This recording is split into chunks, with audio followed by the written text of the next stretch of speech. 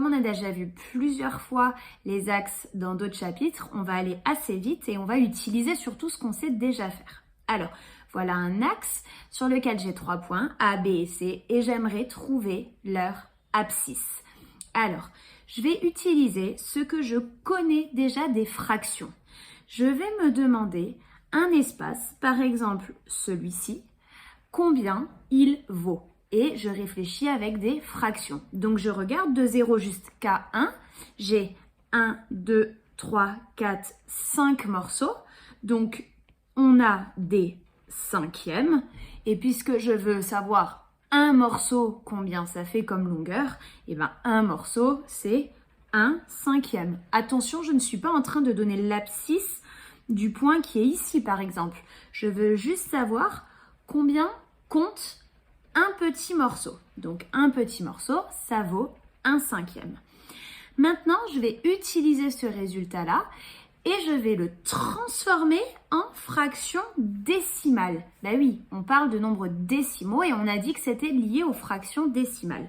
Donc, j'y vais, j'ai 1 cinquième et moi, je veux une fraction décimale. Donc, au dénominateur, je veux 10, 100 ou 1000 ou plus grand. Bien sûr, 10 suffira largement. Donc, on veut 10. Et si vous vous souvenez bien, on a appris que on pouvait multiplier en haut et en bas une fraction par un même nombre. Donc, je réfléchis. 5 fois combien donne 10 ? Ben, c'est assez simple, c'est 5 fois 2. Donc, je vais faire aussi 1 fois 2 qui me donne 2. Et je réfléchis maintenant, 2 dixièmes, qu'est-ce que c'est ? Eh bien, si j'ai besoin, je prends le tableau des nombres de la vidéo d'avant, j'écris le nombre 2 dixièmes, et si j'ai bien compris, je sais que le chiffre des dixièmes, il est juste derrière la virgule. Donc là, on a 2 dixièmes, donc juste derrière la virgule, je dois avoir un 2. Donc, je mets le 2 juste derrière la virgule. Évidemment, vu qu'il n'y a rien devant, je suis obligée d'écrire 0.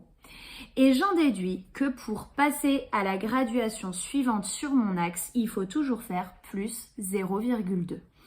Donc, je sais que ici, ça va être 0,2, ici 0,4.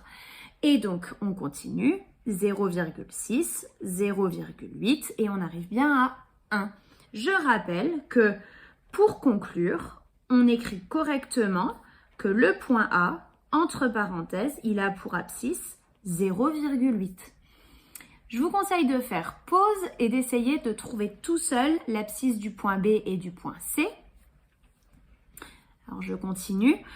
On était à 1, 1,2, 1,4. Donc B, ça va être 1,4. Je continue, 1,6, 1,8, 2, 2,2, 2,4, 2,6. Et donc, le point C, il a pour abscisse 2,6. Voilà, j'espère que c'était clair. Bon courage pour les exercices.